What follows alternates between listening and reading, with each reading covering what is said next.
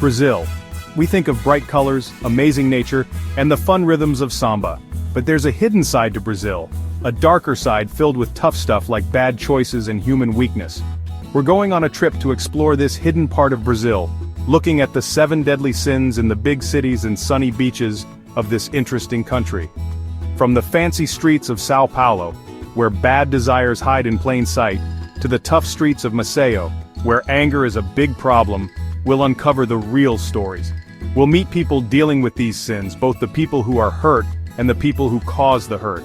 We'll see how social, money, and cultural problems have shaped this country of dazzling contrasts. So get ready to be surprised, maybe a little uncomfortable, and hopefully understand Brazil a little better.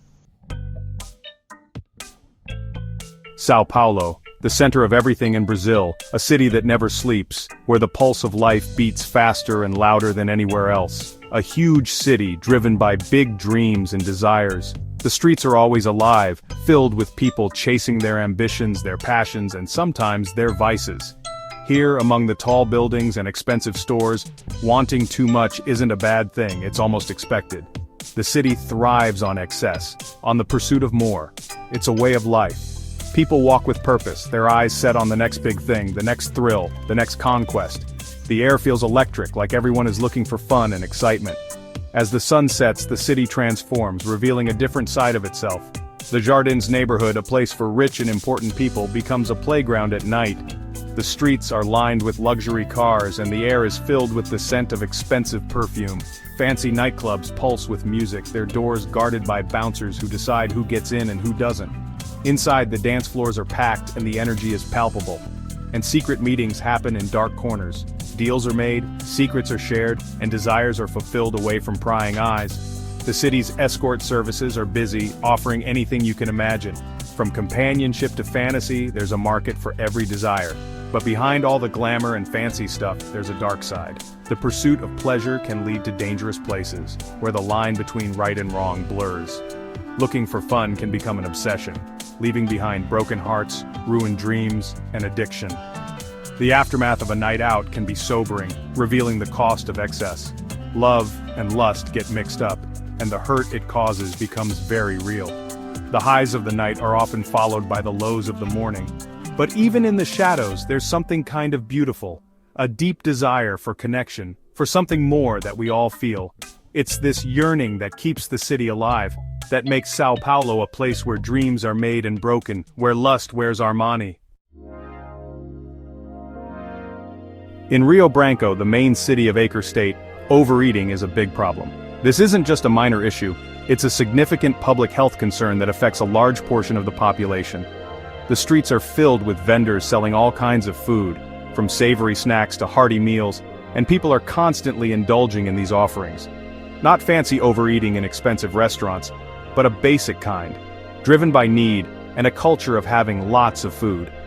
The food here is affordable and accessible, making it easy for people to consume large quantities without thinking twice. It's a way of life that has deep roots in the local culture. Here, in a city with poverty and inequality, food isn't just about being full, it's a sign of status, a way to feel better, and a way to escape. For many, the act of eating is intertwined with social and emotional well-being. Sharing a meal is a way to connect with others, to show hospitality, and to find comfort in difficult times. The numbers tell a sad story. Rio Branco has the highest obesity rate in Brazil, a huge 21.3%. This statistic is more than just a number, it represents real people facing serious health challenges. Obesity brings with it a host of other issues including diabetes, heart disease, and reduced quality of life.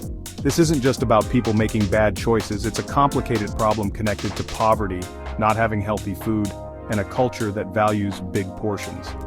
Many people don't have access to healthier options, and even if they did, the cultural preference for large, filling meals would still be a significant barrier to change.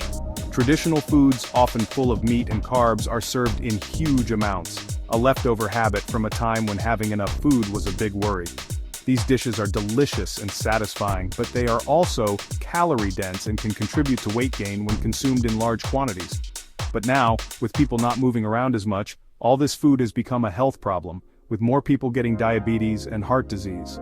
The modern lifestyle, with its sedentary habits and easy access to high-calorie foods, has exacerbated the issue, making it harder for people to maintain a healthy weight. But even with all the overflowing plates and health problems, there's a warm, generous feeling that's hard to ignore. The sense of community and the joy of sharing a meal are powerful forces that bring people together, creating bonds that are just as important as the food itself.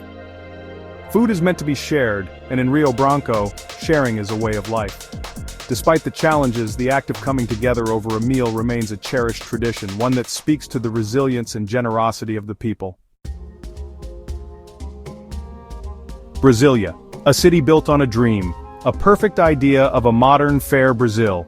Conceived in the 1950s, it was meant to be a utopia, a place where the future of the nation would be crafted with integrity and vision. The city's unique design, with its futuristic architecture and meticulously planned layout, was supposed to symbolize a break from the past and a leap into a brighter future. But under the fancy buildings and planned streets, a darker truth hides. The very foundations of this city, built to inspire hope, have become tainted with corruption and deceit. The grandiose structures now cast long shadows over a populace disillusioned by the very leaders they once trusted. Greed, like a poisonous snake, has wrapped itself around the government, its fangs biting deep into Brazilian democracy. The promises of prosperity and equality have been overshadowed by the relentless pursuit of personal gain. The corridors of power echo with whispers of deals made in the dark, far from the eyes of the public. As the nation's capital, Brasilia attracts people who want power, people who want to be important, no matter the cost. The allure of influence and wealth draws individuals from all corners of the country, each one eager to carve out their own piece of the pie, often at the expense of the common good. The city has the second highest income per person in Brazil, showing how rich it is, but also how much people focus on money and corruption. The stark contrast between the opulence of the elite and the struggles of the ordinary citizens is a daily reminder of the deep-rooted inequalities that plague the nation. Scandals happen all the time, each one making people trust the government less. Every new revelation of misconduct chips away at the fragile trust that the public has in their leaders. The headlines scream of betrayal and the air is thick with a sense of disillusionment. Politicians are caught stealing, their promises of a better life exposed as lies. The very individuals who vowed to uplift the nation are revealed to be the architects of its downfall. Their actions speak louder than their words, and the people are left to pick up the pieces of broken promises. The very systems meant to help people have become ways for politicians to get richer, leaving people feeling disappointed and cheated. The institutions designed to serve the public good have been twisted into tools of exploitation, further deepening the chasm between the rulers and the ruled. Brasilia, once a shining symbol of hope, has become a warning about the dangers of greed. The city stands as a testament to the corrupting influence of power, a cautionary tale for future generations. It reminds us that without vigilance and integrity, even the noblest of dreams can be turned into nightmares. The sun was hot, the sand was burning, and for a second, everything was perfect. But then, suddenly, everything changed. The calm beach became a scene of panic. The quick change surprised everyone. It was a scary reminder that nature, while beautiful, can also be dangerous and unpredictable. The green-eyed goddess, worshipped and feared, represents jealousy and envy. Her story is a warning, a reminder of how much these feelings can hurt. But she also shows us what it means to be human, showing the complicated relationship between wanting things and being angry at others for having them. The gaucho spirit is all about being independent and proud. Living on the wide-open plains of South America, gauchos are like cowboys, living a tough, self-sufficient life.